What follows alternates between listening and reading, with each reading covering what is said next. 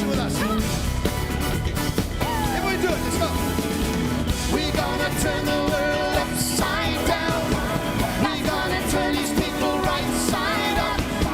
We're gonna shout until we're 6 feet over. We're gonna demonstrate something unusual. Come on. Something. Partnerships are vital to our global outreach, enabling us to take the love and hope of Jesus Christ to those who need it most. Our Boots on the Ground Partnership Program physically ministers to those in desperate situations all over the world. The Israel Partnership furthers Kim's legacy of outreach to Israel and Jewish people worldwide. We invite you to become a partner today. Join us today and be part of a community that inspires hope, brings restoration to life, and often healing from the past. Together, we can make a difference, and we thank you for your ongoing support.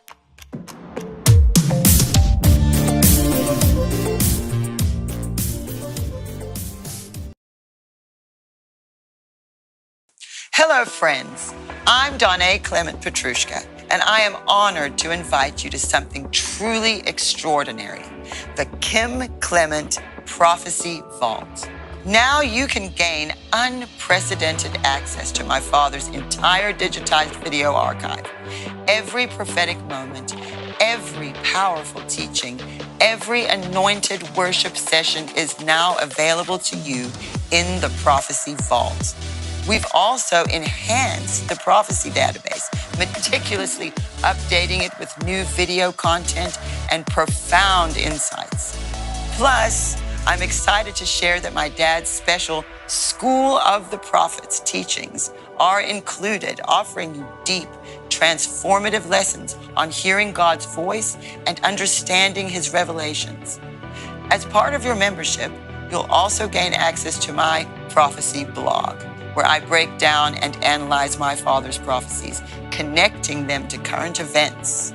This blog will provide you with exclusive insights and a deeper understanding of how God's word is unfolding right now.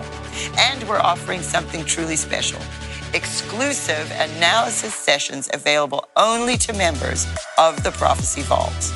These sessions will go beyond the surface, providing in-depth exploration of specific prophecies and their implications for today and the future. Your partnership is crucial.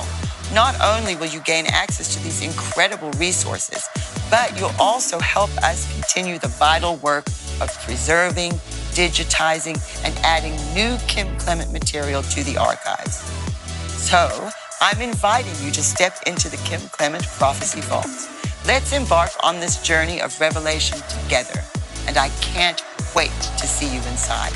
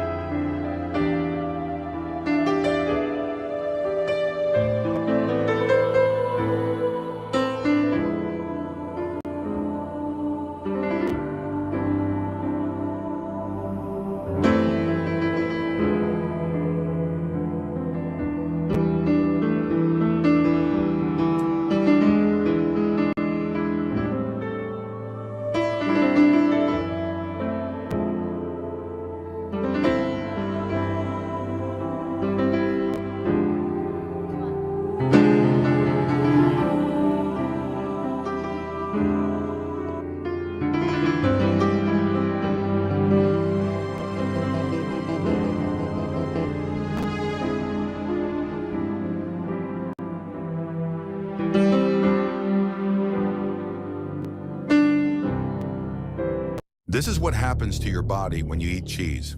Watch this before eating cheese. Number 1.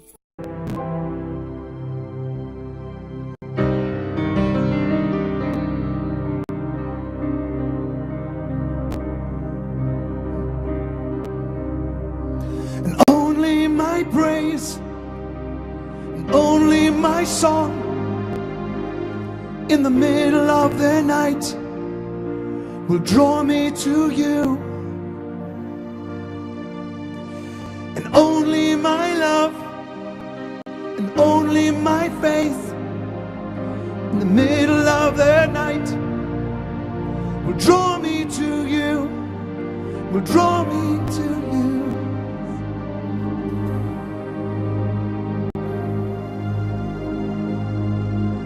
Only my praise and only my song in the middle of the night will draw me to you. And only my love and only my faith in the middle of the night will draw me to you, will draw me to you.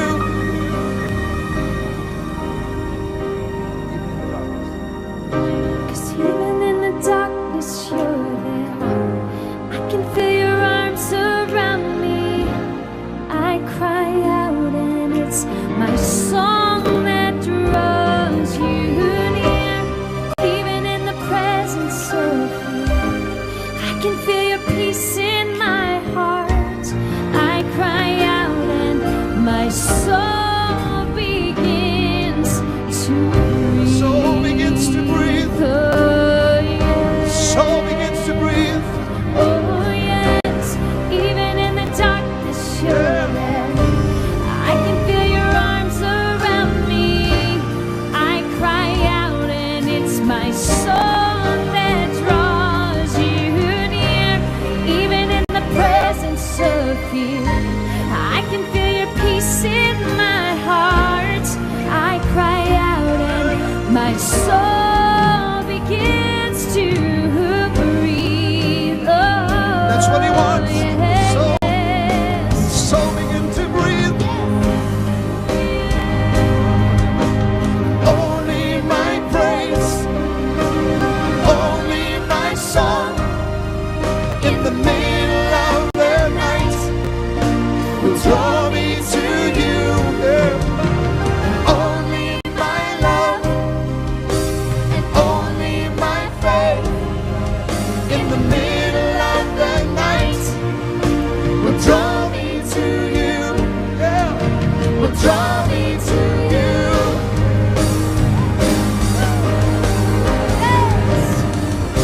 'Cause even in the darkness, you're there. I can feel your arms around me. I cry out, and it's my song that draws you near. Even in the presence of fear, I can feel your peace in my heart. I cry out, and my soul begins to breathe. Oh, yes. Sing it again, Anna. Yes. Even in the darkness, you're there. I can feel your arms around me. I cry out, and it's my soul that draws you near.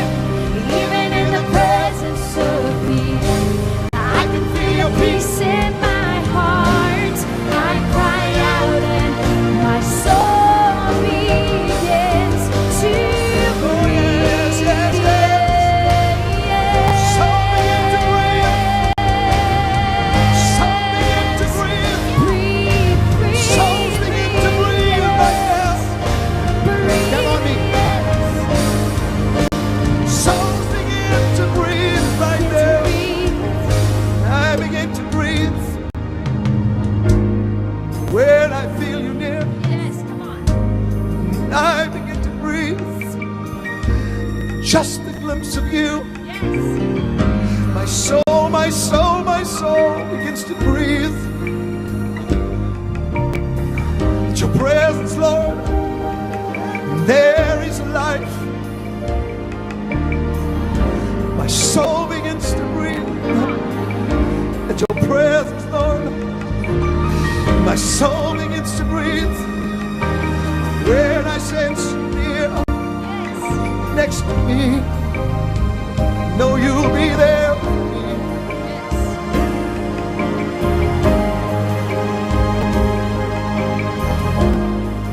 know, and you'll be there for me,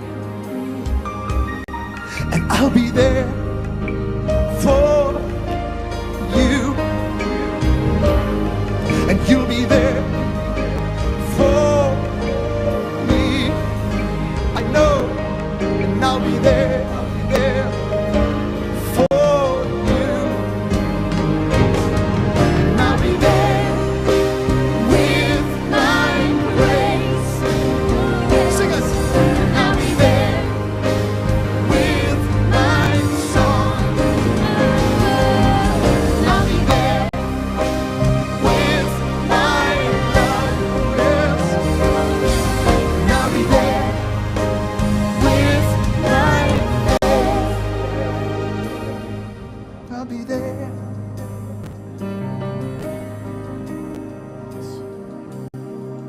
I'll be there.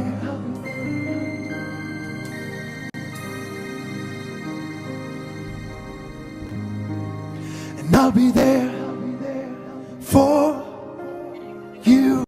God says this to you. To breathe into you. To bring the life that was taken away. And I'll be there for you.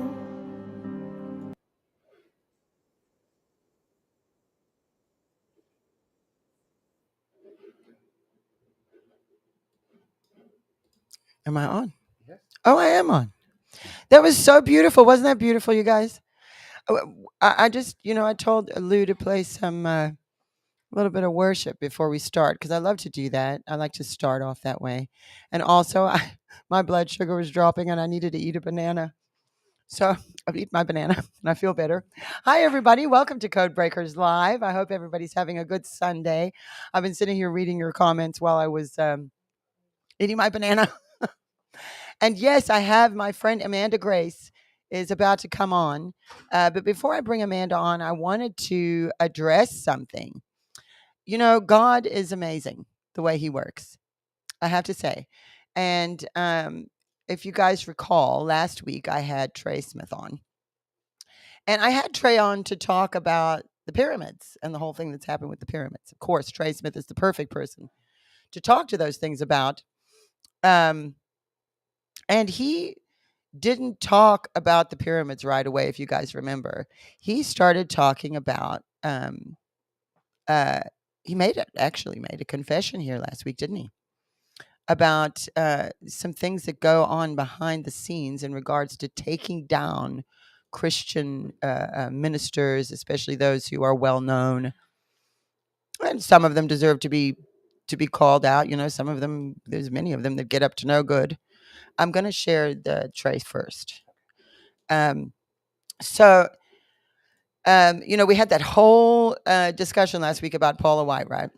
So I'm sitting at home the other day, and my husband says, "Did you see this post?"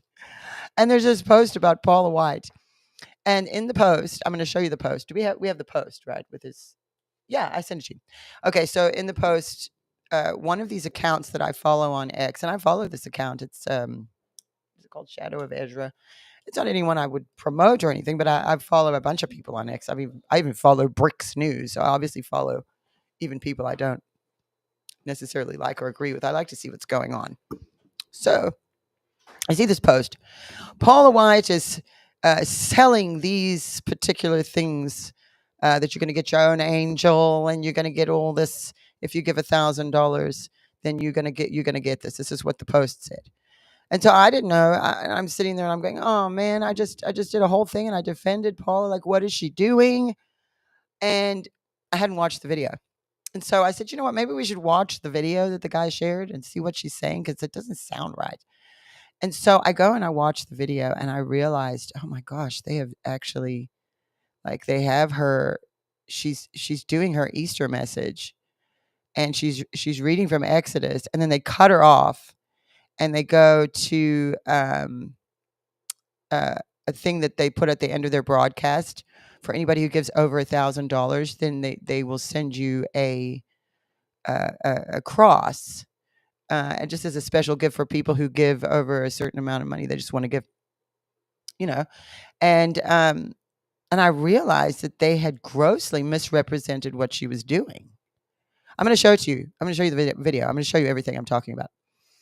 And it made me remember what Trey was talking to us about last week. You remember what Trey did? He actually made a confession. He was talking because years ago he had done a book on Mike Murdoch and other ministries called Thieves, and he ended up taking it down afterwards because of his experience that he described to us last week. And again, you know, if you remember, I was saying to you guys last week, if someone's committed a crime, if people are harming children, they do not need to be leading in ministry, anything like that. But that wasn't what this was about. There's no accusation like that against her. There is a full-on attack. Now, the enemy does that, you know. The enemy attacks people who God has put into leadership. You will find the people who are the most threat to the enemy. And again, I'm not making excuses for ministries who have openly, or maybe not openly, but who have obviously are thieves. I mean, there's all kinds of things I've heard of that are insane. And you know, again, I saw this post about Paul, and I'm like, oh man, I just offended her, and like, what, you know, I was ready to call her and be like, what are you doing? But that's not what happened. And so I want to recap just a few minutes of what Trey Smith told us last week about what goes on, and the way there are organizations, I forget the name, but he's going to say it again, so you will see it in the video, who work with the FBI and our government to take down Christian leaders. And again, I'm not against exposing corruption anywhere, especially in the church. We should absolutely be doing that. But we need to be discerning as Christians that we're not joining that club of taking Christians down. And it's really this awful thing that's happening. And I know a lot about this because of the, you know, people don't like something my dad prophesied, or they see something chopped up and they don't, you know, because there are even when my dad was alive, there were whole websites who their whole thing was, their whole existence was there to take my dad down. You know, Kim Clement is a false prophet. And you know what? You must discern that. I'm not here to convince people of anything. I'm his daughter. I am a witness to his life. And I know that he was not false. I know how much he loved God. He was a Christian. He believed that you have to be born again. There's a lot of people that claim that he said that you didn't because someone put a meme together with a picture of him and a quote, and they misquote him. And I don't go chasing after that kind of thing because it's basically pointless, because no matter what you do to people like that, they have it in their mind that they hate him. And with my dad's situation, or that they hate certain things, and there's nothing you can ever do to change their minds. But I want to show you something because I found it quite prophetic of what happened here last week. And so we want to play. I want to hurry and get Amanda on, so let's go ahead and play. Is it ready? Can I put this on here? I can just push play. I need to add it. You do it. Lou's going to help me again. Okay, so this is last week. Let's listen to a little bit of what Trey confessed to us last week, and then I'm going to show you what happened with Paula White. I do want to go back to the Paula White though for a minute, because I remember another occasion, and I think this is kind of important because okay, so a part of the way that I got started in all of this, Donna, was I actually pulled a book down that was called Thieves. There was a book with Mike Murdoch on it. Yeah. And there's an organization that back at that time was very, very powerful that was called the Trinity Foundation. And this was a foundation out of Dallas. And I learned a lot from this. And these were some of the hardest decisions that I had ever made, Donna. So, and you'll like this. You're probably a little nervous at the start of it, but they had a list of people that they were attacking. And one of those was Paula White. This was a short list of people, and they were all very successful television pastors. Now, this was an alleged and I'm sure they would have believed it, that they were a Christian entity. And this was founded by a man named Ole Anthony, who's passed away now. Otherwise, I probably wouldn't even be sharing this. And he was a very powerful guy. Okay, so I mean, they ran areas of Dallas that were right next to downtown. So when they heard these things, excuse me, about me and about Mike Murdoch and these different disputes, you'll find over time that when you had family members of Benny Hinn, for example, that were going to badmouth Benny, and I don't support anyone doing this. Some of the daughters from TBN were called in to do this. This will all be orchestrated by these guys that were very powerful out of Dallas. And the guy that started it, I believe this all probably started with some arguments that he had with the founders of Christ for the Nations.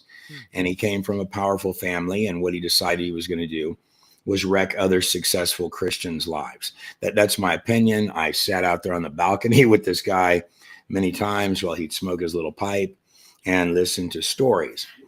But I had grown up with Mike Murdoch's son, and I had done some things that were very stupid, some things that should have gotten me in prison for. But as opposed to going to prison, what happened instead is I had powerful media organizations out of Dallas said, we'll provide you free housing. You're going to be in a first-class apartment. We're going to run Front D Magazine, ran headline articles on me. I had help in putting a book together. I mean, think of the gravity of all these things that came out of thin air by stating, this is what I've done. Now, and in the course of this, and I learned some things about vetting on Democrats' side. So this organization had newsrooms where people would listen to TV pastors and try to find things they had said that they could accuse them with. They had teams of people. I was invited to do this numerous times. They would go with vans to go collect people's trash. In fact, there was a whole warehouse area that was catalogs full of trash. When I first arrived there, I had one of the men who headed this organization bring me to a room and said, this is several years of Mike Murdoch's trash. And it was cataloged. What? Right? I'm not making this up. They cataloged his trash. Yes. My goodness gracious. Of it. I'm going to go further with this, okay? So because there were things that I never would have shared years back, but I thought about this and some of your relationship with Paula White, because they had a short list of them that were not only profitable people. So one would have, of course, been Benny Hinn. One would have been Creflo Dollar. They called him the token black guy, right? But he's got the last name Dollar. You've got to do it, right? Yeah. So and it just looks unfair if you're not. I mean, you got to bring a black guy in. So Paula White's on that list as well every time. Okay, now here's what's going to happen. Okay, they don't want to completely take the ministry from these people because then you can't do it again and again. Yeah. Okay, so most of these alleged Bible studies are FBI meetings. Now, most of the people. So I actually liked, and they're all special agent this and special agent that. In fact, there were legal problems I had at that time, even after staying in their fancy apartment where I had FBI. I won't get in that in too much detail, but I remember pretty serious situations, Donna, and maybe even provided narcotics by the FBI. Which isn't on their website. I'm not going to go down that road far. This is before I started doing Christian films.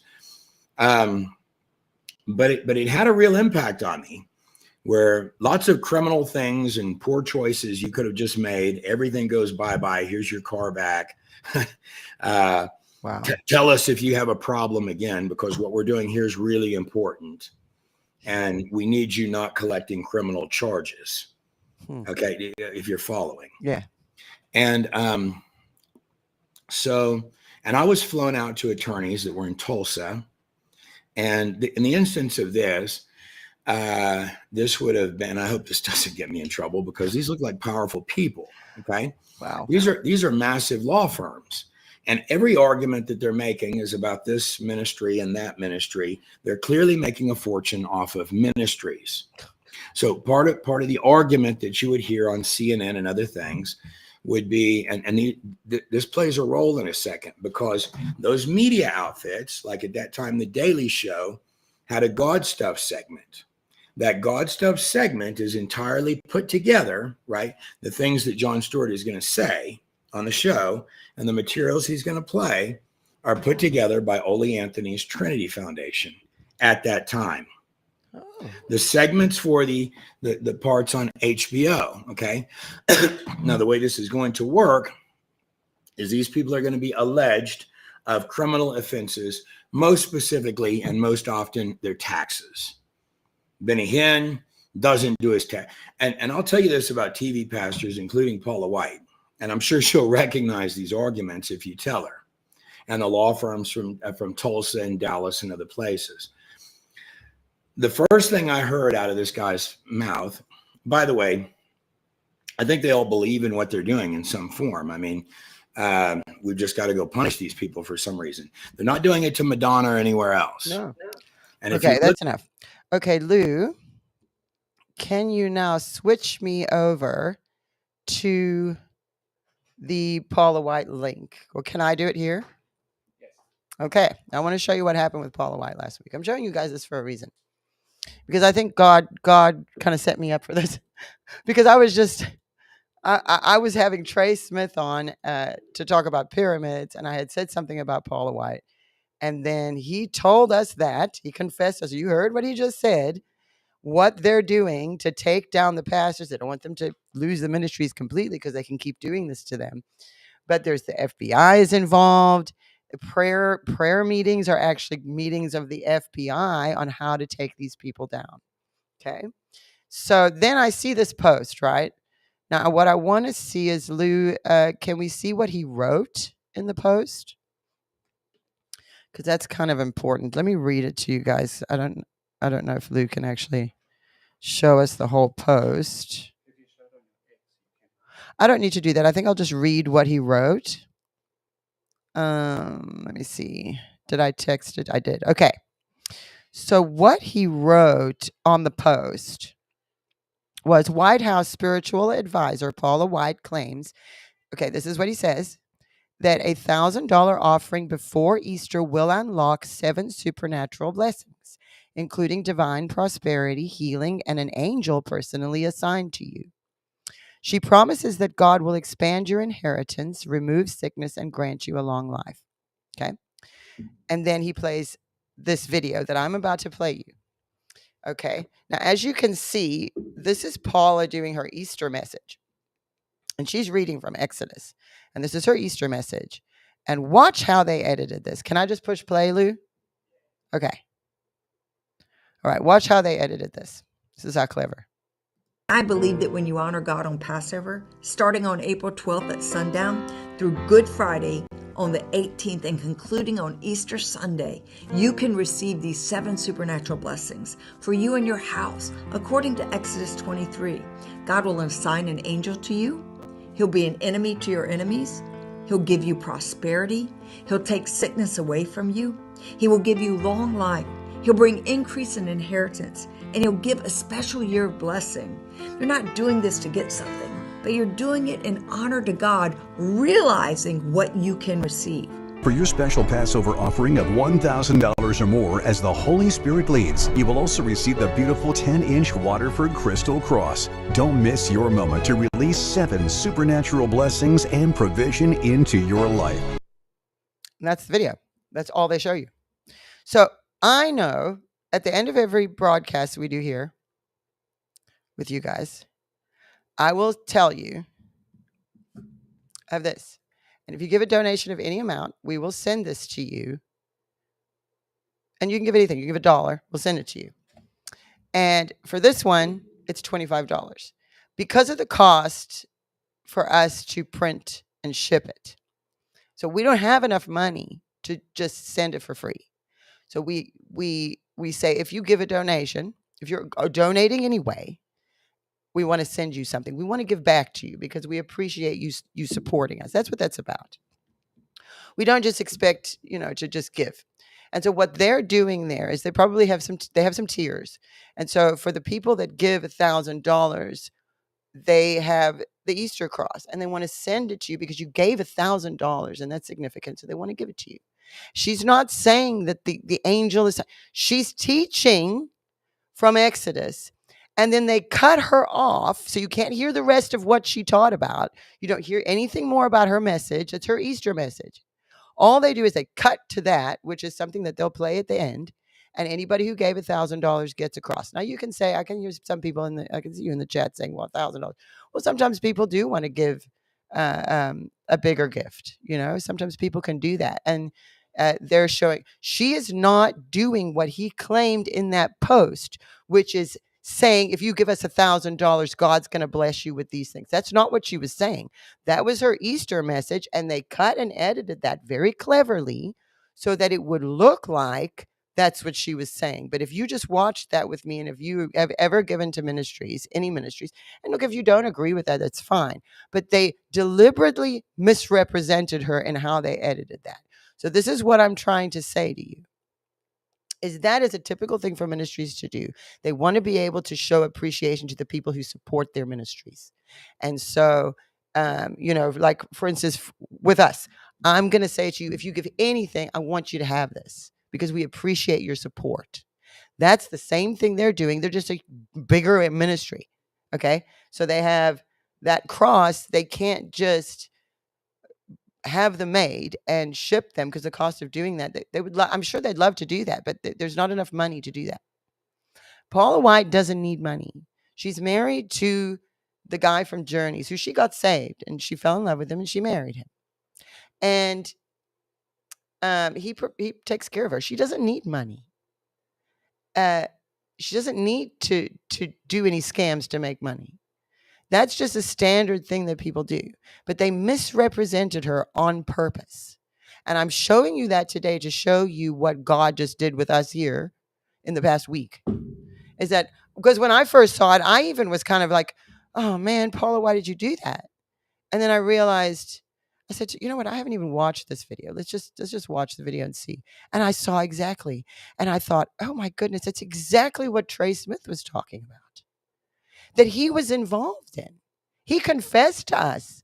He wrote some stuff because he had a personal thing with Mike Murdoch, who I don't actually know much about Mike Murdoch at all. I didn't even know who he was till I met Trey Smith. So a lot of these people I don't even know. But I do know what Trey just explained to us. And I'm not saying we shouldn't call out Christian leaders. That's not what I'm saying. What I'm saying is, you have a world full of people who are ripping babies from the womb and using your tax dollars to do it. And you want to waste your time. And you know who else did it? Was the red-haired guy, JP, who I actually really like his videos. He was calling her the Botox lady. And so I watched his video. And he also didn't show, he didn't even show the whole video. And so it's really difficult because we don't want corruption. I mean, there's pastors that have been accused of doing, like I said before, if they've committed crimes, especially harming anybody, then they need to face the consequences of those crimes. They need to go to jail like everybody else. They should not be pastoring or leading in ministry if that's happened. But Paula White hasn't committed any crimes. She did her Easter message, and they have a standard thing where if you give a certain amount, they want to give back to you. And they misrepresented her. And what we need to understand is there are whole organizations who work with the FBI to take down Christian leaders who they can't obviously find something on them. So they go digging through their trash and have warehouses categorizing their trash. Why can't they do that with Epstein? What about Disney? Because, for how many years did we pay Disney so our children could watch their movies that we found there's not good stuff going on behind the scenes over there? And everybody's fine with that. Fine. You don't mind paying your Netflix subscription. You don't mind. And it's fine. I'm not saying, oh, you should be pressured to support. You should support whatever ministry God tells you to support. If he doesn't tell you, don't support them. It's that easy. But there's a level of hypocrisy here that I'm picking up on. And it's very dangerous because, again, you have Christians who are more focused on bringing down other Christians that discredits all of this and everyone. And those who are genuinely guilty, yeah, call them out, take them out. But why is it okay for the world to just, I mean, they're just using our tax dollars to fund transgender surgeries in other countries. This is what we're finding out. That's totally fine.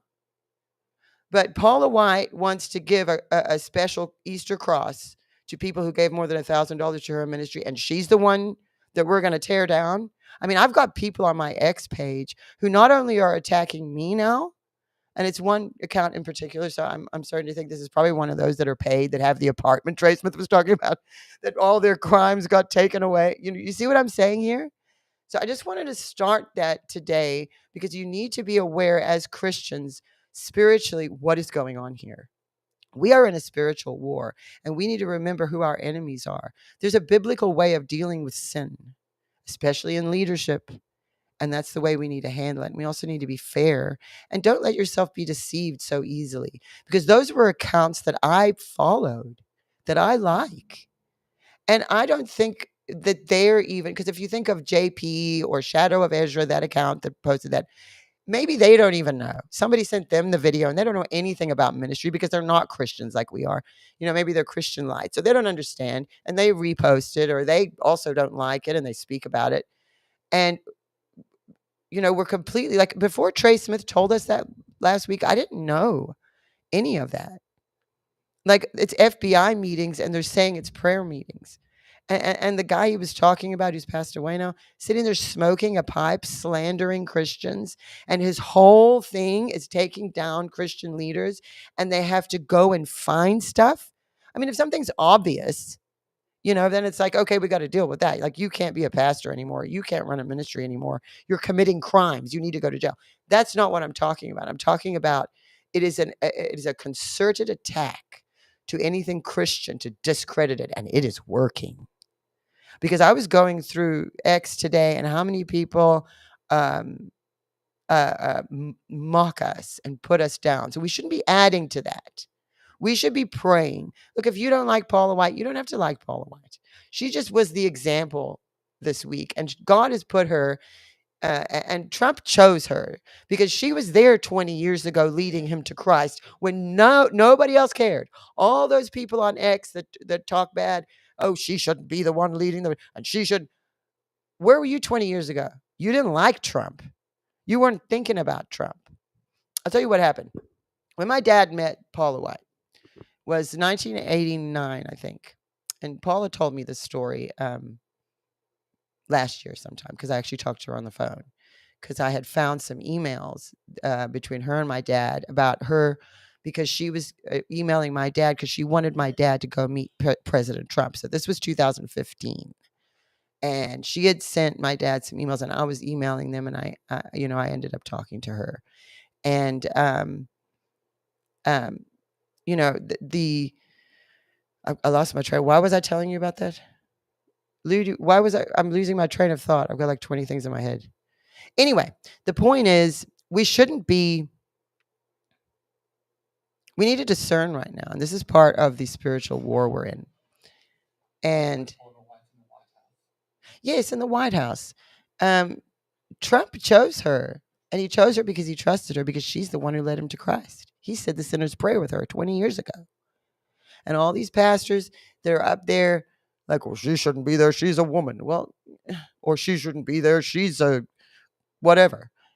Well, why should you be there? Because you weren't there 20 years ago leading him to Christ. You didn't care. And when my dad was prophesying Trump's going to be a trumpet in 2007, right before Obama became president, nobody was thinking about Trump, but God was. And God's put certain people there. So you may not like her. Maybe you don't like her. Maybe you don't like certain people. Pray for them. If God means for them to be removed, they will be. Because we're living in a time that is unprecedented. But I'm going on too long. I wanted to show you that, though, because anybody who was here with me last week, with me and Trey, and you heard that, and if you saw what happened with Paula White, and maybe you had a reaction like I did, like, Paula, what are you doing? And then watch the video, and you can see, I showed it to you. You saw. She's preaching from Exodus about the Passover for Easter. And then at the end of their broadcast, they just let everybody know, just like we do on this broadcast, if you gave, we'd like to give back to you.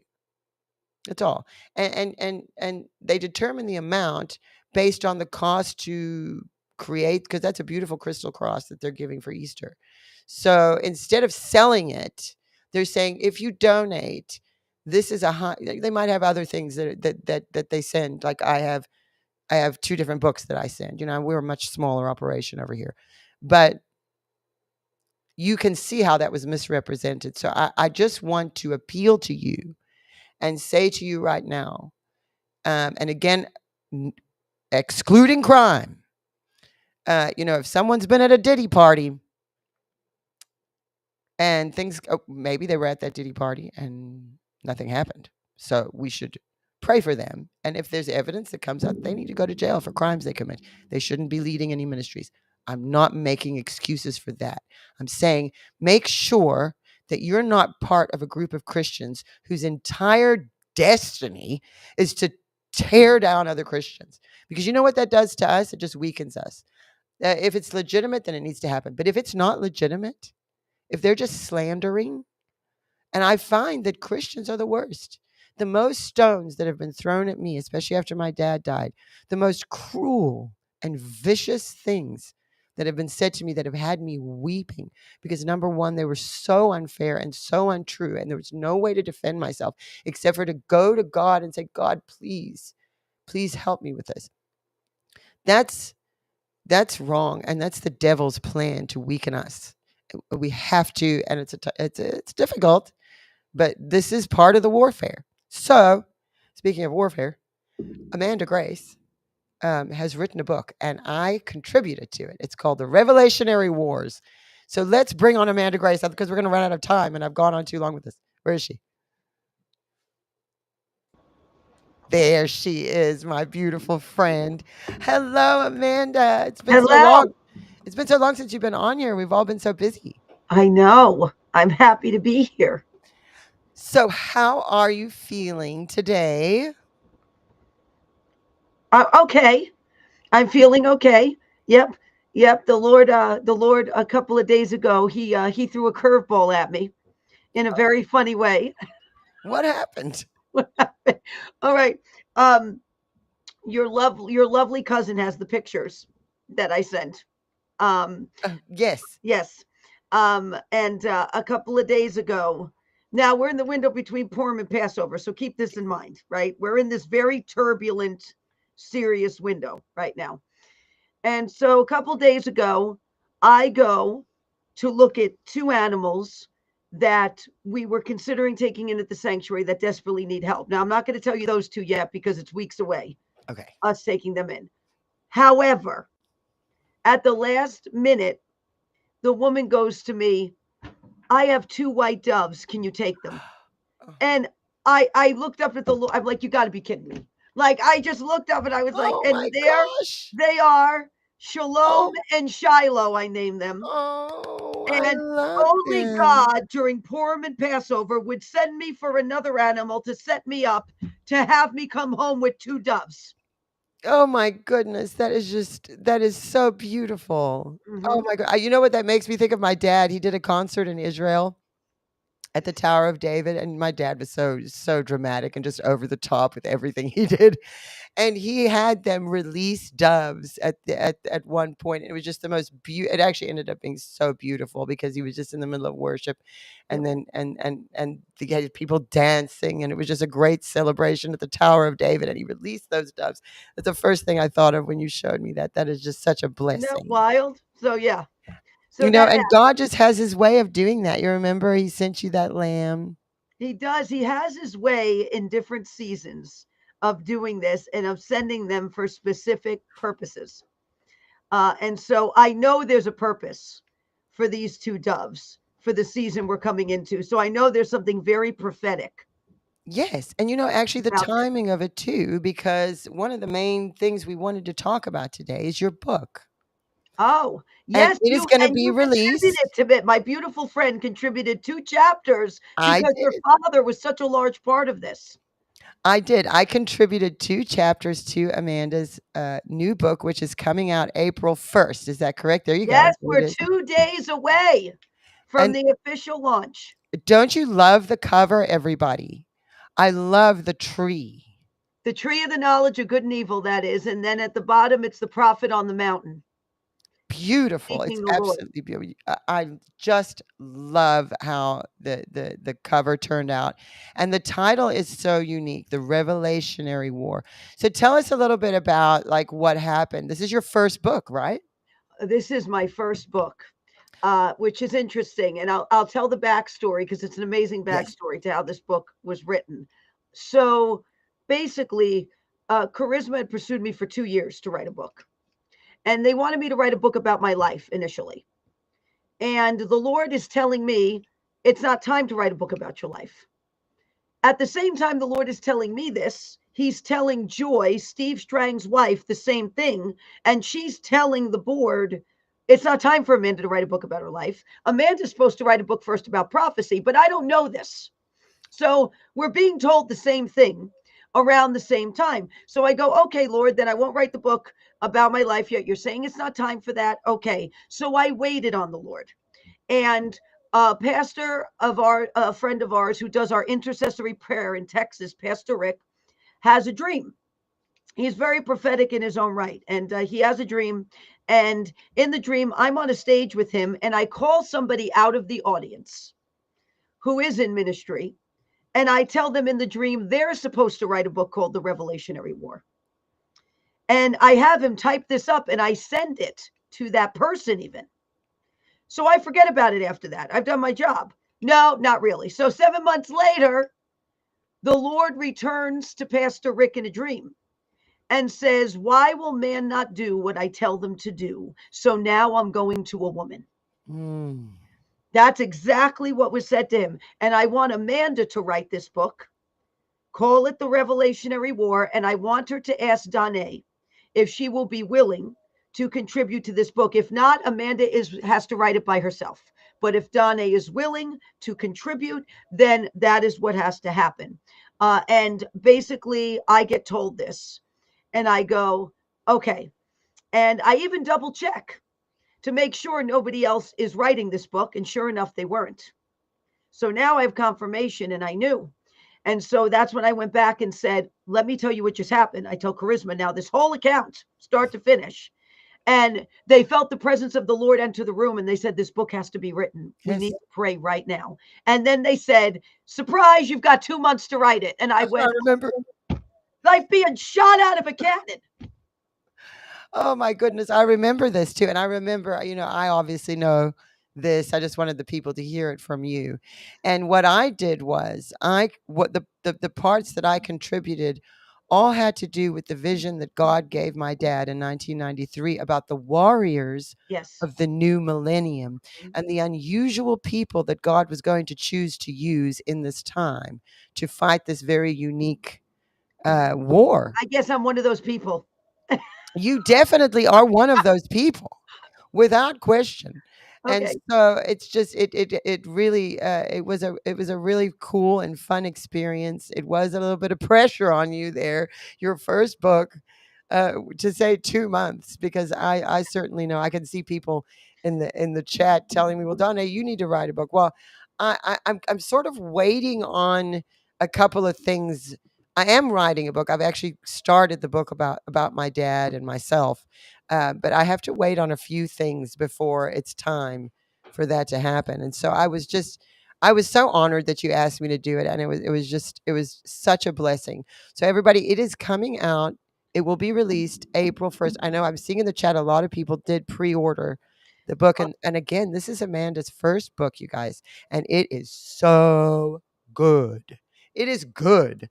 Like, and Donna read, so she got a sneak peek. I did get a sneak peek. Of course, I had to know what to say as well. But it was just such an anointed time, and you hit the nail on the head again with God using women right now, because I see on social media a lot of men get mad and women who will say, well, the Bible says, that the women aren't supposed to, but the way I look at this is very similar to World War II. When the men had to go off to fight in the war, the women had to carry certain things and do certain things. And we are in a war right now. Sorry, Lou's messaging me. We are in a spiritual war right now that is so unique and so different, considering the kind of technologies and the things that are happening and what's being exposed and what's happening in the world, and the time that we're in when you start looking at if biblical prophecy and what's happening in the nations of the earth. And so it's such a unique time that God is. I mean, even in our own ministry, God took my dad, and I'm a woman. There were no other men. It was just me and my mom, but we knew we had these prophecies that people needed to see. And so we stuck around instead of shutting it all down.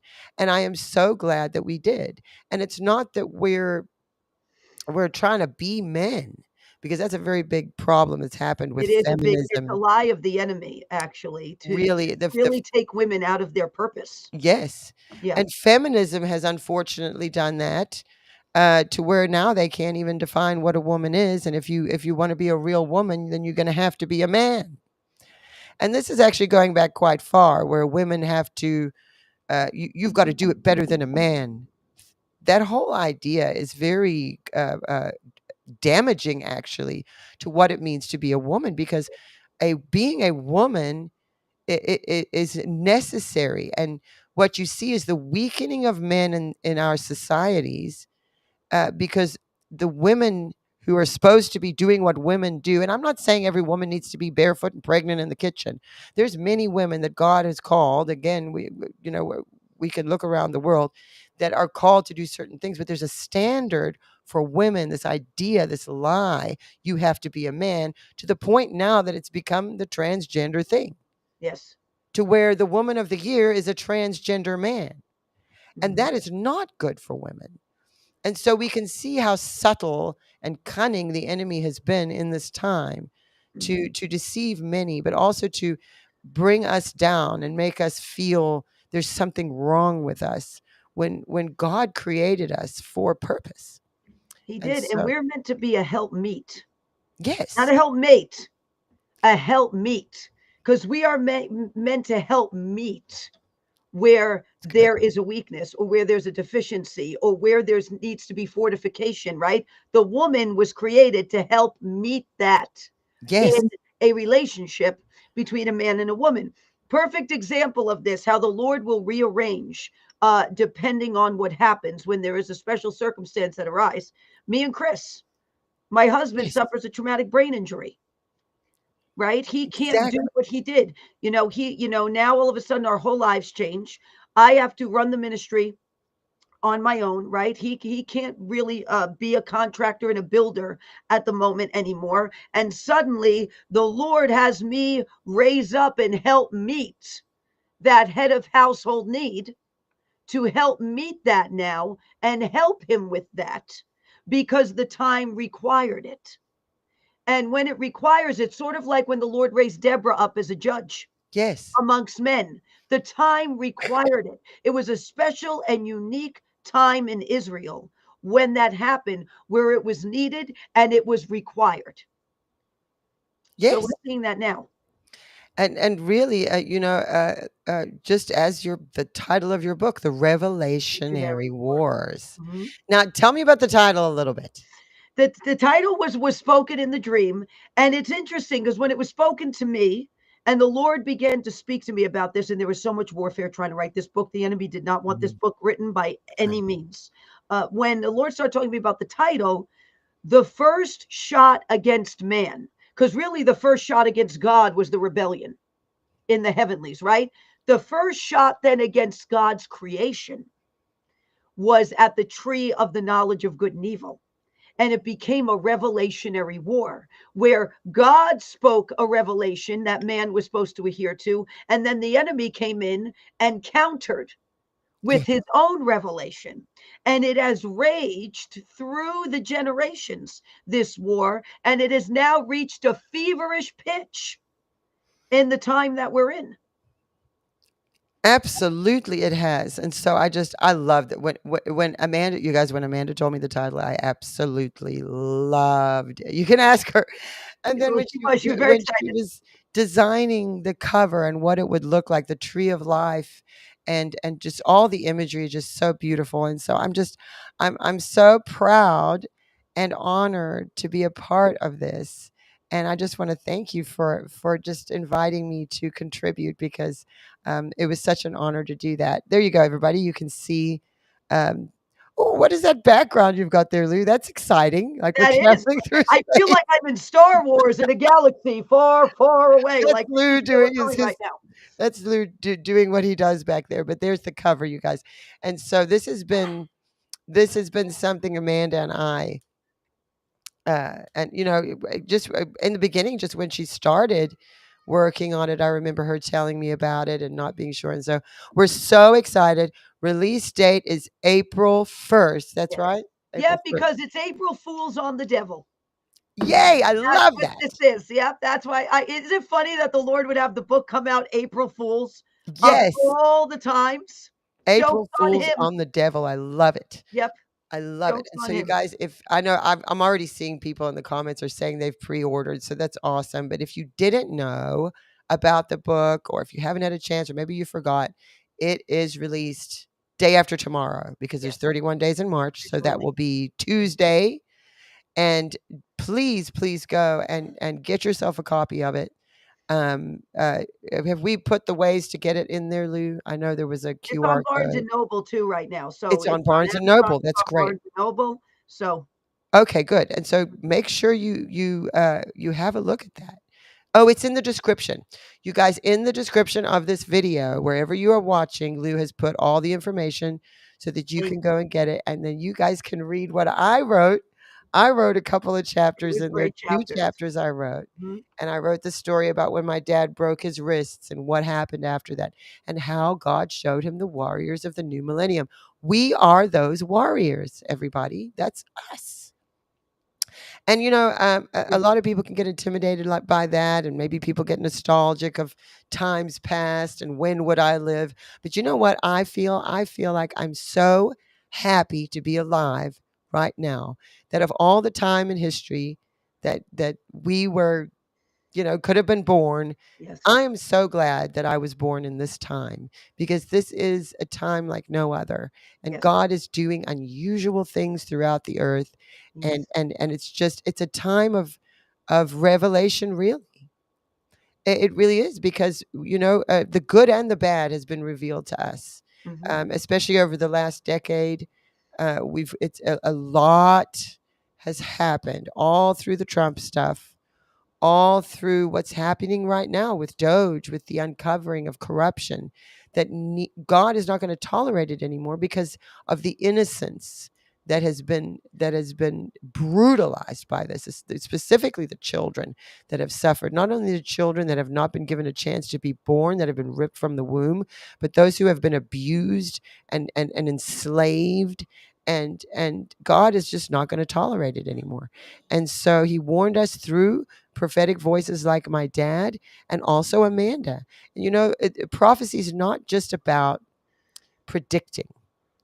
It's also about having an understanding about what is actually going on. The signs of the times, exactly. Having a deep, like the sons of Issachar, that could discern the times and the seasons and understood the times. And that's part of the prophetic office. Absolutely. It's a huge part, because it helps walk us through. Like, you can see information and say, well, what is going on? I don't understand what God's doing. A prophetic gift will help you. And sometimes it may be one in you, and sometimes God will send you a prophet. And that is to help us. And it is a beautiful gift of the Holy Spirit that God has given us. And so it's Amen. super exciting. We're very, very excited about that. Now, there's one more thing that there's something else I wanted to talk to you about today. Yes. And that's Joseph. Ooh. So you were talking to me about Joseph on the phone the other day. Yes. And Trey Smith, who was on last week, has had this thing about Joseph. And when we're talking about Joseph, we're talking about Joseph with the coat of many colors. Not Joseph and Mary Joseph. We're talking about Joseph in Egypt.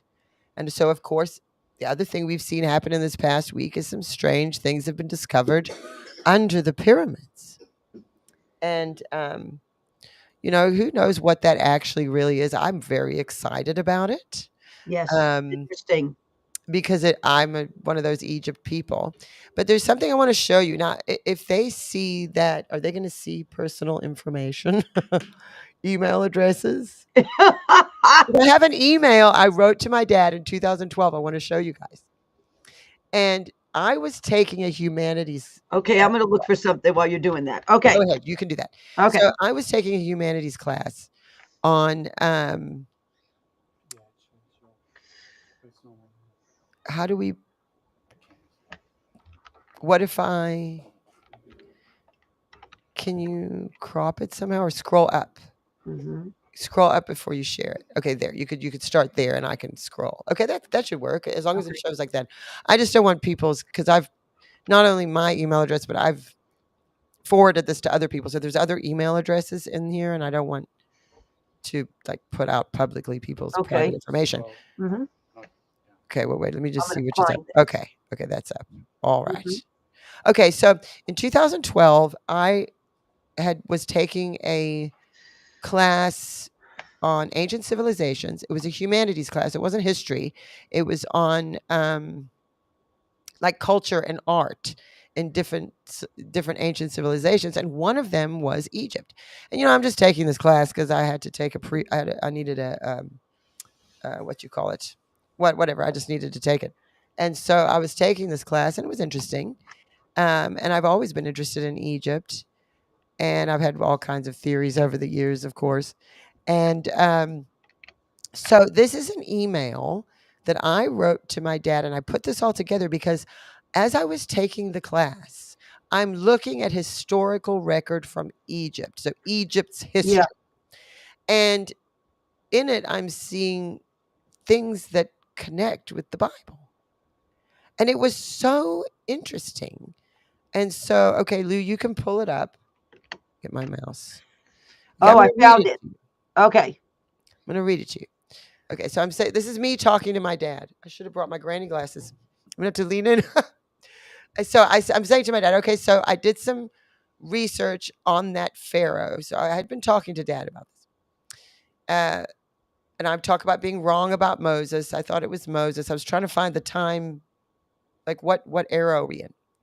And I said, okay, so Joseph with the coat of many colors was in Egypt around 1390 BC. As far as I can tell, the pharaoh at the time, and look, anybody watching this, if I am incorrect, this is old research I did in 2012. It's very possible I could have been wrong about dates. If I get anything wrong, feel free to correct me. But it's still interesting. So around 1390 BC, as far as I can tell, the pharaoh at the time was, at the time that Joseph was there, was Thutmose IV. He Okay. ruled Egypt from 1401 to 1391 BC. And from what they can tell, he was very ill when he died. He's most famous for renovating the Sphinx, or pulling the sand out, uncovering it, which up until that point had been covered in sand up to the head. They didn't even know there was a body. Maybe they did. I'm speculating there. The story goes that when he was a young prince, this is now Thutmose IV, and this is the dreaming pharaoh. So you remember Joseph in the Bible is interpreting the dreams of the pharaoh. Well, this is his story. This is Egyptian history. Now I'm taking this from. I'll find my place here. Okay, the story goes, when he was a young prince, he was on a hunt, and when he came upon the head of the Sphinx sticking out of the sand, he leaned up. He was out hunting. He leaned up against it, and he took a nap, and he had a dream. And in the dream, the Sphinx spoke to him and told him that if he renovated it, he would become pharaoh. Again, this is just Egyptian history, so whatever they believed, it doesn't really matter here. But this is what happened. So he has a dream. He's got to do this. So let's see, he would become pharaoh. The thing was, his older brother was actually the crown prince, and he wasn't meant to be the pharaoh. So when he had this dream, his brother was going to be the pharaoh. And then how he became the pharaoh is a mystery. Obviously, something happened to the brother. And so this would have him. So here's a story of him dreaming. Now, you remember with Joseph, he was interpreting the pharaoh's dreams. This is so interesting. so what we came to find out with it was that Joseph's Egyptian name was Yahya or Yuya. So Egyptians gave other names to one another. You remember in ancient Egypt, your given name was supposed to be a secret. It was supposed to be like a curse to actually write your real name. So this is Egyptian beliefs again. And so his name was Yahya or Yuya. Oh, And goodness. officials and people who were personal assistants or aides to the Pharaoh were commonly called the son of Pharaoh. So Pharaoh referred to his aides and people who, like Joseph, who was with him there, would have been called son of Pharaoh. It was a term of endearment or like a title that the Pharaoh. Yeah. Except for one. Ever in Egyptian history, although I say in here you need to double check that it might have happened again, but it was very rare, who was called father to Pharaoh. So his Egyptian name was Yahya, and he also was thought to be the foreign, particularly Hebrew, because of the way he wore his beard. Now, again, I'm taking this from Egyptian history. Here's a picture of his mummified remains. And so if you can see that on the screen, you see that there's his mummy, found in the Valley of the Kings. He's on the left and his wife's on the right. And you see how he's buried. Now, Egyptians were buried a certain way. He was buried differently because he was not Egyptian. Okay, Yeah. so there's another level of evidence here. So then he's buried with his hands under his chin, and his wife on the right is buried traditional Egyptian style with the hands on the heart or stomach. His wife's name was Chuya, and their daughter Tiye, who became the great royal wife of Thutmose the Fourth's son, Amenhotep III. All right. So that means they must have been very close, Thutmose IV and Joseph, because their children married each other. It also appears that Joseph was with Thutmose when he became ill and died. So Joseph remained very close to the Pharaoh all through his life. And here's Thutmose's remains. There's a picture of him also found in the Valley of the Kings. And here is why, this is me speaking to my dad now, 10, 13, 15 years ago, whatever, how long 2012 was. And here's why I believe that Yahya, Thutmose IV's Hebrew right-hand man, was Joseph. In Genesis 45, verse 8, Joseph is talking to his brothers and says, "So now it was not you that sent me hither." So he's speaking to his brother. He's saying, "You didn't send me, but God, and he hath made me a father to Pharaoh." And that is the very same term that in Egyptian history, when they refer to Yahya or Joseph, not as son of Pharaoh, as was traditionally the title given, but father of Pharaoh. So you have in Egyptian history, Joseph was so revered by the Pharaoh that he didn't call him son of Pharaoh, he called him father of Pharaoh. But in the Bible, in Genesis 45, verse 8, Joseph speaking to his brothers said, even though you sent me sold me into slavery and all this happened, God is the one who actually sent me here, and he has made me a father to Pharaoh. So there you have in the Bible and in Egyptian history, the same term of endearment used, which is so interesting to me because, and the reason I'm bringing this up is because you are seeing Joseph and God is showing you Joseph. And Trey Smith is seeing Joseph and God is, and so on a spiritual level, in the midst of discoveries in Egypt that kind of seem to be connecting to evidence of things that we're going to discover. Let's say that. Because we know that, okay, so Amenhotep had Akhenaten. So that means that Joseph's daughter married the Pharaoh's son, and then they had Akhenaten. And Akhenaten moved the capital to, I always forget the name of it. I would scroll down here. I'm struggling to read this without my glasses. I'm just going to look here quickly. I'm almost done with this, but I want to see, what is it? The name of the... He moved the capital and changed the religion to worship one God. Now it's the sun god, and maybe it was a bit distorted there, but you can see Joseph's influence on the pharaohs and their family. God Yes. putting him in there had such an influence on Akhenaten that he said, no, there's not all these gods. There's one God. Good. And I'm moving the capital. And you know what happened to Akhenaten? The religious system, all those priests. Oh yeah, it was big money. The religious the temples system. over Big there. money. And nobody knows what happened to Akhenaten. He disappeared. Yeah. And his son was Tutankhamun. Oh, King Tut. King Tut was Akhenaten. King Tut. So isn't it interesting? King Tut is in the line of Joseph. Yes. Joseph is in the line. The of King Tut. bloodline was infiltrated into the royal family of Egypt. Wow. That is incredible. Isn't it? I found what I was looking for you. Yes. It Lou, you was can a take that off the prophecy. screen now. It was a prophecy from December 14th, 2022. Yes. So this is well over 2 years old, this word, going on 2.5 years old soon. And I'm going to read this to you because I think you're going to find it interesting. The Lord even talks in the same word about the South Pacific and what would start to happen there. And Thailand happens to be near the South Pacific. It's more inland, but it's in that area. Okay. So this is what he says, December 14th, 2022. And says the Lord of hosts, 3 leaders worldwide shall step down. Egypt shall arise in the midst as there is an attempt for Egypt to come back and become the superpower it once was, as that ruler in the realm of the spirit is thirsty for power and greatness. However, a Jewish man shall put a stop to their plan. Their advance will only go so far as a Joseph shall arise in Egypt as well. And Egypt for a time shall be steered from engagement. However, there are talks within Egypt between leaders, and there has been a very capital tempting offer made. The leader of Egypt has been offered a treaty of great wealth and weaponry. However, the serpent behind this treaty, this opportunity shall be made known as one that appears to be a friend, is attempting to throttle the nations near Israel in order to intimidate and cause Israel to come into line with the agenda of the UN, with the agenda of brotherhoods, with the agenda of Persia.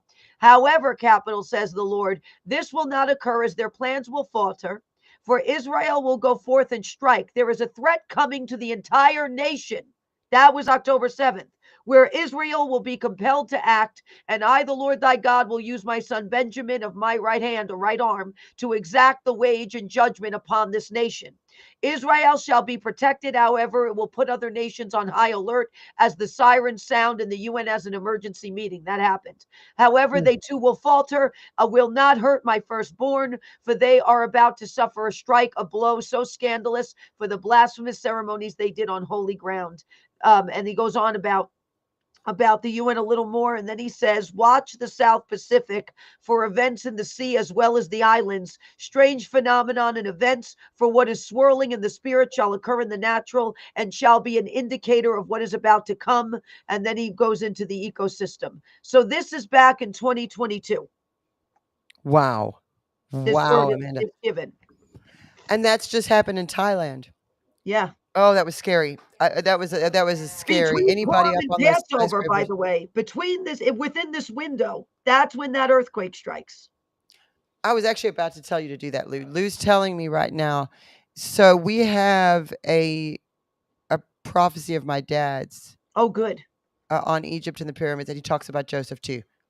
Oh, Play it, Lou. let's talk about Here we go. it. Let's hear it. For the Spirit of God will speak tonight. I speak of Joseph. I speak of what happened to Joseph. How he was imprisoned. And how Joseph, at the right time, served his purpose. Hear, O Israel, listen to the people of his house. There is another Joseph that has arisen. Egypt, it's too late. Joseph has already entered into the courts of your prison. The spirit of Joseph will once again visit and claim the right to the ear of those that are standing in rulership. and will stand in rulership. God says, I'm raising up the spirit of Joseph in Egypt, and he will make it through the prison and will be released. And Egypt shall say, what has happened? Why are we listening to this voice that represents Yeshua, that represents Yahweh? Why are we being influenced? And God says Joseph will grow and grow and grow, and suddenly there shall be wisdom. And God said, I will protect Israel, and I will take Egypt, and I will cause a Joseph spirit to be raised up, to change, and to do what he did once before, says the Lord. Come on. So the reason that I'm speaking about Joseph today is because a word came to me, and he said, God said, listen, pyramids are crumbling, they're breaking, they're falling down. Pyramids, we know pyramids are still there, but it has a spiritual meaning. In other words, I want to do something very different in Egypt, and spoke about a Joseph that is already present in Egypt. It may not be one person. It may be a group of people, an entity, but they are going to be a voice to the leaders. And then something unusual is going to happen. Think about it. This is being given to you in secret from the den before it happens. That is wild. You know what's funny about this? That many times, because you put that mantle on me, the Lord, without me knowing, will have me carry on prophetic words and have me say them, right? And echo them or repeat without knowing what was said. Yeah, because you didn't know that. No, I I already don't know. that was That's your first prophesied time from him. seeing that. And now, so the fact that that was echoed in 2022 again, Yes. we're coming into that time, guys. What was just discovered beneath the pyramids and what's happening, there's a shift happening in Egypt. And we are about to see that Joseph, whether it's a company of people, whether it's a person, we're about to see that way made straight for it. Absolutely. And that was really cool what just happened. That is cool. Because you prophesied, and then I played my dad from 2013, and look at that. That is confirmation that it's God. Amen. It is. Because human beings couldn't have orchestrated that, and No, everybody with no. us. Yeah. Like that is so beautiful. And there is the Joseph. And that's a very important thing to be looking at. And again, Trey Smith also, he's the one that kind of got me thinking about it. And then I talked to you yesterday, and you were talking about Joseph, and I looked at that email that I had sent, and you can see the reflection in the Bible, which is showing you, yes, this is true for those who question it, and then God revealing His plans. And that's 2013, and then you saw 2022. That's almost 10 years again. Like there's that sort of, it's almost like a rhythm or a beat to it. And so that's just awesome. So beautiful. God. It was really cool. That was actually just a really cool moment. That was great. And so, yeah, we are in unprecedented times. I'm reading comments here. Egypt holds hostages underground. Yeah, there's all kinds of things that are being revealed right now.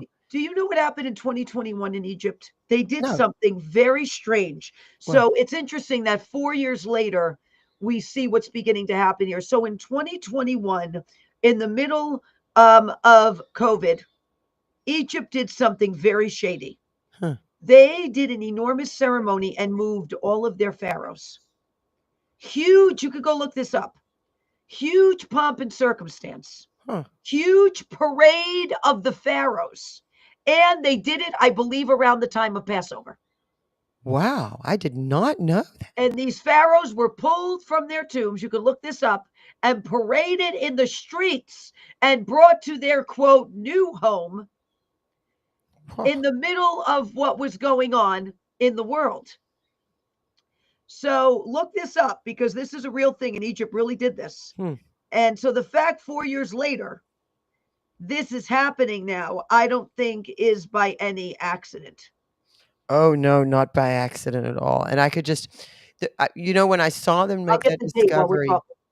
when I saw them make that discovery, it was like it leapt in my spirit.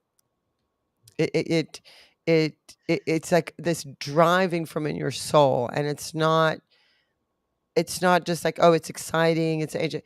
There's something deeply spiritual going on, that I think has a lot more to do, I mean, a lot less to do with actual pyramids, Yes. but the spiritual element of it, and understanding that about Joseph, which keeps coming up and coming up. Okay. And So, so, yeah, go ahead. okay. So it occurred April 3rd, 2021. April Pa- 3rd, 2021. April 3rd, 2021. Passover that year So that's was March almost 27th, 2021 to April 4th, 2021. They moved them during Passover. I never knew that. Yep. I am going to look that up because that's really up. interesting, and it is weird. hmm You know, because it's already hard enough to try to just do anything with the pyramids because of the government there, and you've got Zahi Hawass over there, and the head of antiquities. He just comes in and shuts everything down.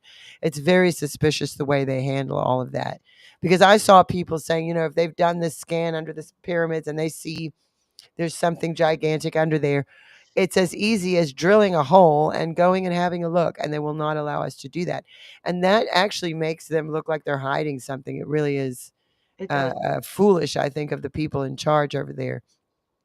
But again, anything also that gives credit to God, and this is across the board, so this is historically, this is anything, we're seeing that being attacked right now, and you don't see that happening to any other religion. For instance, in Hollywood and in the movies, you can't say Jesus. Yeah, that's true. And people are under contract. You're not allowed to say his name. I mean, maybe that's changing now, but I know that was a thing. Like you can't glorify Jesus. You could only mock him. And you don't see that with any other religion. And then someone in the chats over here saying energy source. That's very interesting too, because Dad prophesied a new energy, death to debt. These are very interesting things, because if you were to sort of look at the pyramids instead of being tombs, but as sort of having a utility, and then you look where all the other pyramids are, it would make sense that it might have been some pre-Diluvian energy source, because God flooded the earth. So we don't know how. Think of how much we've advanced technologically in the last 100 years. Enormous. I mean, just a little over 100 years, we didn't even have planes. And look at how much we've advanced in 100 years. So think about going back pre-flood, where you had Nephilim and Watchers. There was a whole different thing going on there. They were sharing things with mankind that they weren't supposed to be, that mankind wasn't ready for. That's interesting too. So, you know, we don't have all the answers today. We don't have all, you know, but these are things that are worthy to shed light on and to discuss. And that's also part of the prophetic. You know, we're dealing with the more mysterious things, like Tesla coils. And that's what I think when I look at those pyramids and what the diagram that they made based on the scans, the scientists that did it. It's long pillars with like a spiral, which seems like a Tesla coil. You think of Nikola Tesla and the coils, and his way of doing electricity or energy was different to Edison. They went with Edison's way because because they could make money, and that's always the thing. But we certainly are in an interesting time. And you know, we definitely are in a new kind of spiritual warfare. And so fitting that Amanda's book, The Revelationary Wars, the revelation that will come of this war that we're in. There it is again at the bottom of your screen. I want to make sure everybody gets a chance to read this. You will not be disappointed. We are actually running out of time. It's got decades of prophetic information. We go back decades and decades and decades with this. Yes. So I really encourage, we're running out of time, Amanda, so I've got to go. But I really want everybody to, if you can, please go and order this book. It is released the 1st of April, The official release, yeah. the official release, but you can pre-order now. And I highly recommend it. Not just because I wrote I wrote 2 chapters of it. Whether or not I had contributed, I would still highly, highly Well, recommend thank this. you. Yes. And It lots is of people are great. saying they've pre-ordered their book, and so we're Thank just so you. excited about this. And I'm so grateful that you were able to join me today. And I Thank you just for want to having give you a chance to anything you want to share before we go. And how can people just find you in case someone's seeing you for the first time? How can they find you? And where can Well, they watch you? they can go to ARC with a K, arcofgrace.org. And also we are, so I'll give you a few of our sites. So we're Ark of Grace Ministries on YouTube and Rumble and on TikTok. We're Ark of Grace Ministries. On Facebook, we're Ark of Grace Ministry with a Y. Instagram, we're Ark of Grace 88. And on X, we're at Amanda Grace _AOG. And we also have an app you can download in your app store. Search Ark of Grace. You'll see the dove with the olive branch. You can download our app, but our website, arcofgrace.org, has all our official websites Yes. to watch on. And it is so awesome what God has anointed her to do, and also so unique and beautiful. And so, and I knew the very moment I met Amanda Grace, I knew her and I would be friends. God It was, actually yeah. nudged me toward her and said, "Go to her." It was And I amazing. Remember what you told me? You had told me one of the first times we met. You said, Amanda, when you prophesy, you sound like my dad. Yes. You feel like my dad. That was what it was. It feels that feeling I would get. I hadn't felt it in so long. And when I met you, I felt it. And it was like going home. And you know, Amanda and I are exactly the same age. We're born the same year. Not the same birthday, but we're born the same year. And you know, there's a lot of parallels in our lives. And God has put us together, and we are very, very good friends. We share a love of animals, and a lot of similarities in our lives. And so it's always just such a pleasure to have you join me on the show. And of course, I call Amanda all the time, and we talk for hours. We talk about the funniest stuff sometimes. The conversations are hilarious. That's something people should be able to sometimes hear, or maybe not. But thank you so much for joining me again. And anybody watching, the book is The Revelationary Wars, released.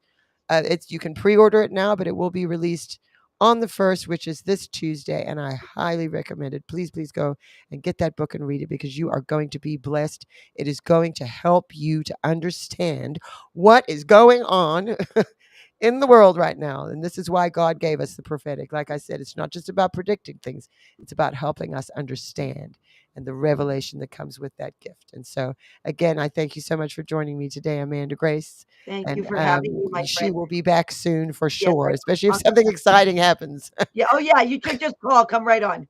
And so, love to Chris, and kiss all the animals. Thank Thanks you. I again will. for joining me. God And bless. everybody, I got a couple of just announcements to make before we go. I'll have a look at some of your, man, I'm seeing some of you going on about Paula White again. Look, this isn't about Paula White. If you don't like Paula White, then don't watch Paula White. I'm not promoting her. I'm just saying I know her, and I know that the things being said about her are lies. And I'm telling you, you know, like if you knew somebody, you heard somebody else talking about them and you know it isn't true, are you just going to not say anything? Or you're just going to let people lie? That's all that's going on here. And I'm just trying to help you understand. Last week, Trey Smith came on and exposed to us how the FBI and entire organizations do nothing, and they have tons of money, do nothing but try to go after Christian leaders to take them down. So some of them are guilty and some of them are innocent. And so I am asking you to, when you see those things, don't just fall into the trap and start throwing the stones with all that group of Christians over there, throwing the stones, thinking they're better than everybody else, because it's really, really, you want to talk about taking the name of the Lord thy God in vain, misrepresenting him like that is one of the 10 commandments you're breaking. So just, you know, be wary of that. And, you know, judge me if you want to. I mean, I'm okay. Throw your stones, but just try to be a Christian about it and make sure that you understand the bigger picture of what's going on here, and that you have a world that is raging with the demonic. And if you are a Christian focusing all of your attention on taking down other Christians, you might want to reevaluate the situation, because that's not good. And don't attack innocent people, and it's very hard. And nowadays, I hear you. I saw that post about Paula White and I was like, what the heck is she doing? I was ready to pick up the phone and be like, what are you doing? And then when I watched the video, I understood what had happened, and that and it concerned me about my own self, because there was accounts that I trusted and followed. And I don't think they're intentionally lying either.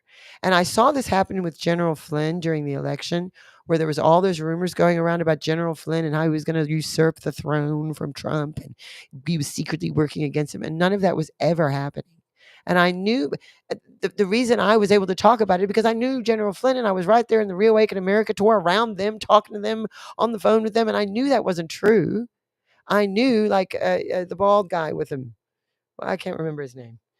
He's a constitutional attorney. Like he would get up and he would speak on social media about certain things that we could try to do if they tried to pull this, and we're ready for that, just to make sure Trump came in office. They were not working against him, but there were whole groups of people who believed that. And I had to take a lot of heat for defending it. But I'm sorry, I'm the kind of person where I'm not going to just let lies fly around if I happen to know. And if God gave me a window into something, which he's done with Paula White, which he did with General Flynn, I'm going to tell you guys, just being honest. And if you guys don't like Paula White, it's okay. Don't like her.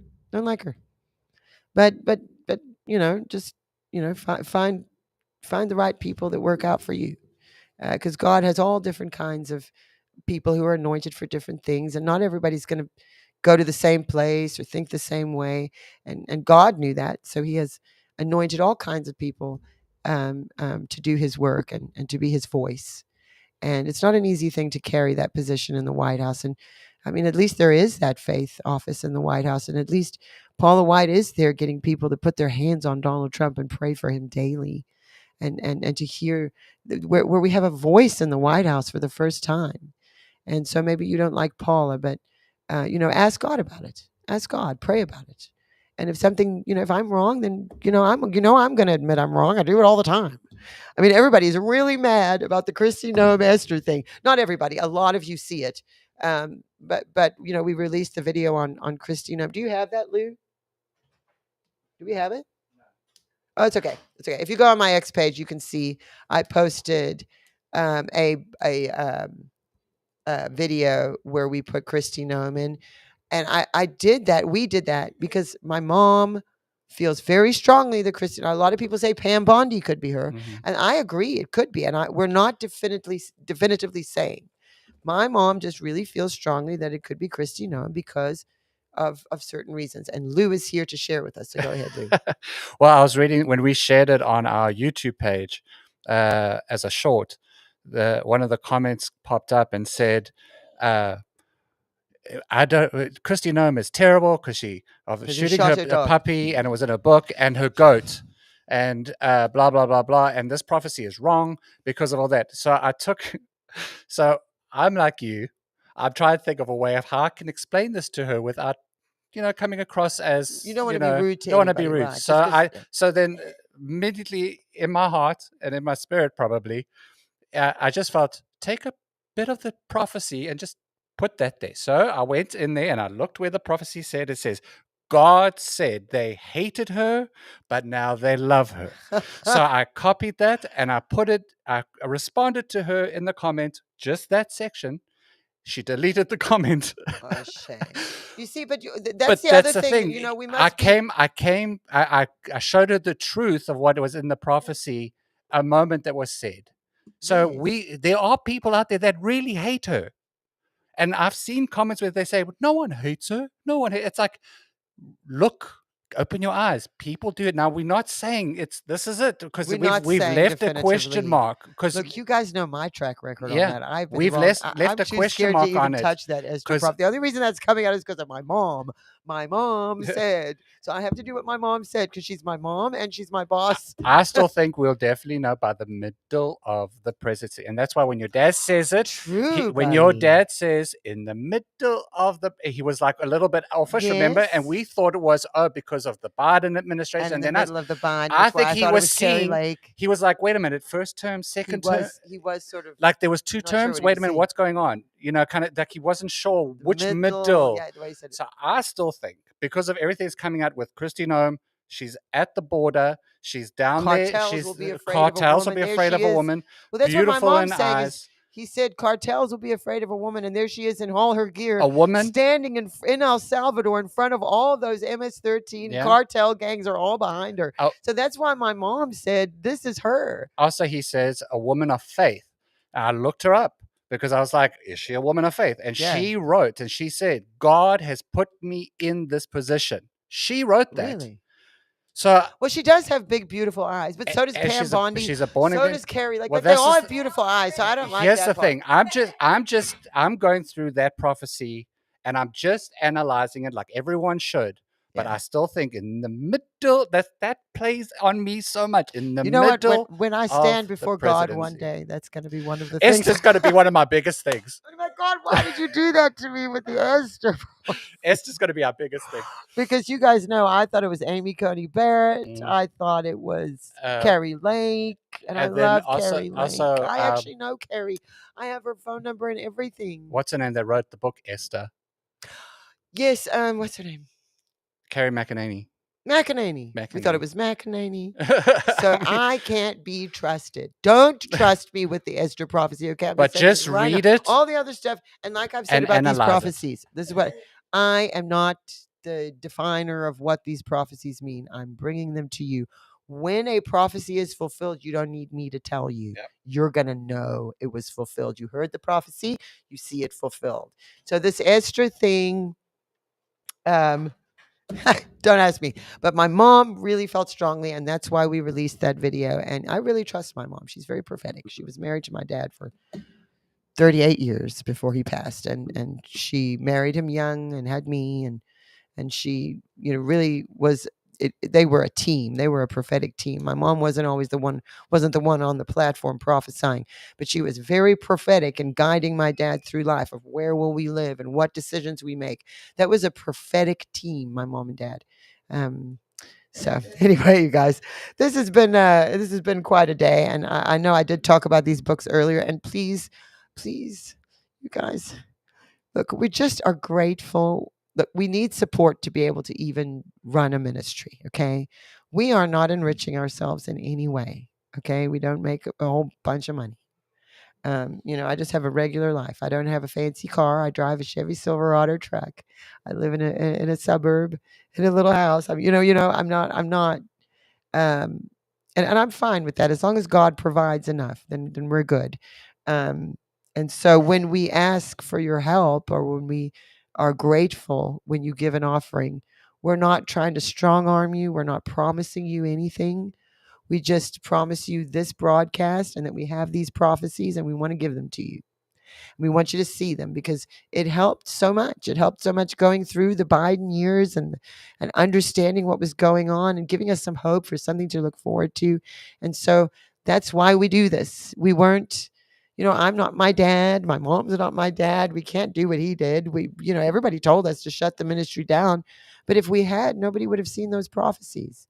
And so anyway, for those of you who have given an offering or want to give an offering, if you like what you're seeing and you want to support us, if God has put it on your heart to support us, we want to send you this. Okay? And we're not promising you anything. And neither was Paula White promising anybody anything. She just is grateful to those people who gave a certain amount and was sending them across for Easter. And we have a 31-day devotional, all written by my dad. It's so anointed and beautiful. And a lot of people like to do devotionals. And we also have Prophetic Revelations, a collection. And so instead of selling these, we are giving them to you. But we need, so if you've given $25 or more, we have to be able to ship this to you. And it's expensive to do that. And we can't afford to do that on our own. Otherwise, we would just give it to you. I wish I could just give you everything. But then I wouldn't even be able to be on the air and you'd never see me and you never see the prophecies. And so we do need a little bit of support. But we're not trying to trick anybody, and there's nothing dishonest about it. And so if you give any amount, we're going to send you this, but you do need to click the banner and let us know, because some people give every week or give often and they don't need one every time. And so use the QR code if you're uncomfortable with QR codes. Go to the website, kimclement.com or houseofdestiny.org. Both of those websites will take you to the same place. Just make sure you click the banner and let us know. And because we want to bless you, because you're helping us. Not only are you helping us so that we can broadcast, but you're helping us. Like if you join the Prophecy Vault, which is our partnership program, it's $7 or more a month. So we're not charging a whole bunch of money for anything. We just need money to be able to run it and to be able to digitize. We've got a bunch of stuff, of footage of my dad that's in different formats, because he went on TV shows and he went on all these different things. And over time too, there's like cassette tapes and videotapes. Those are easier actually to digitize. But some of it is, it's difficult to even find a way. And then it's expensive. And so by partnering with us, you're helping us get that footage digitized so we can find the prophecies, prophetic teachings. Because again, this isn't just about predicting stuff. My dad wasn't a psychic. This is about showing us what we need to know. They're little lights along a very dark path.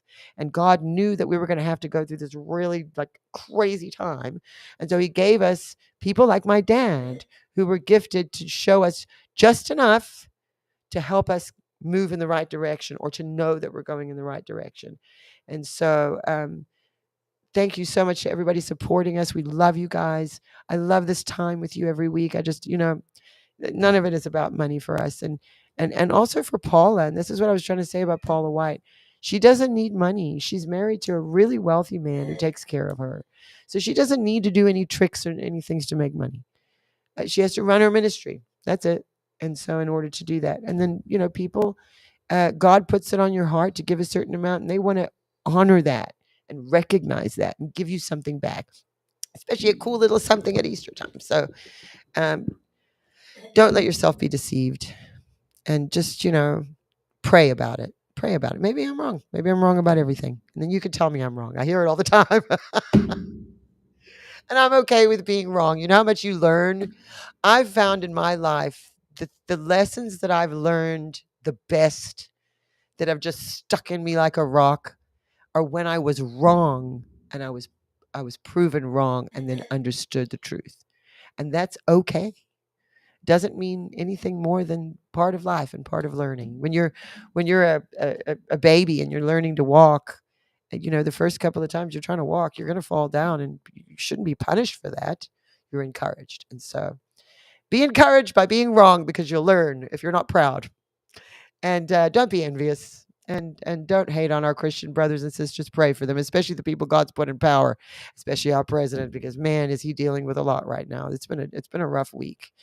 There's been some, there's the whole, we didn't get to talk about the news too much today, but Hegseth and the Signal thing, and RFK, and that mess. So we really need to pray for these people, because we need them doing what they're doing. And there's people who don't want them doing it, and they're going to try everything to take them down. So we pray for them. We're not about tearing down. We're about lifting up. So love you guys. I'll see you next week. What's new at the House of Destiny Network? Why is it that God always takes the most inappropriate of people? Why is it that God always takes a person or a group of people and begins to anoint them? Oh, thank God for the Jesus movement. Thank God for the people that were on the streets, the hippies we call them. Thank God that Jesus, everybody had rejected them. They were long-haired people. They had holes in their jeans.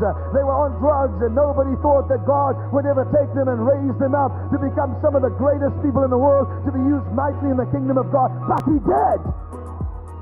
Think about where a seed is put. Predominantly, seeds are put where? In the ground, right? Right?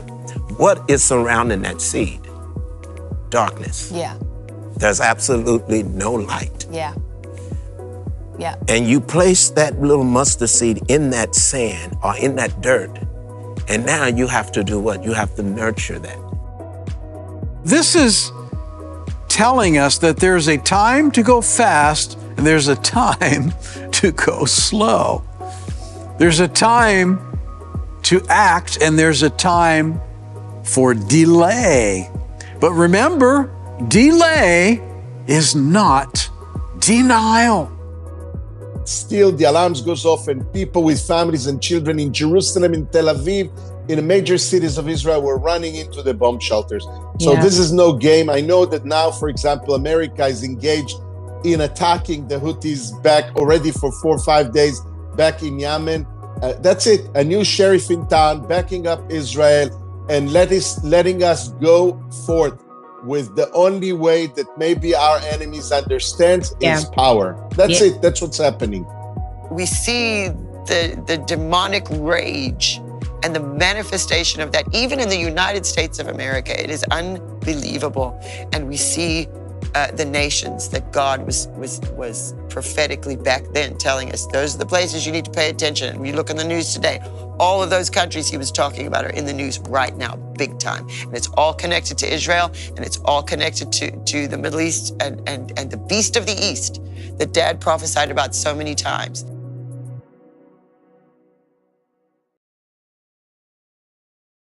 I hear every day about the products you all wish MyPillow carried. Well, guess what? We probably do. Slippers, bathrobes, pet beds, blankets, mattresses, sleepwear, loungewear, duvets, comforters, pot holders, aprons, oven mitts, and so much more. And they're all on sale. For example, get our best-selling standard MyPillows for only $14.98. Body pillows, $29.98. 6-piece bath towels or kitchen towel sets, just $29.98. Multi-use MyPillow 2.0s with pillowcase, $9.98. Save $40 on our Spring Percale and Giza Dream bedsheet sets. Any size, any color, and so much more. So go to MyPillow.com or call the number on your screen. Use your promo code to save up to 80% on all MyPillow products. And I've never done this before. When you spend $100 or more, you're going to get 2 standard.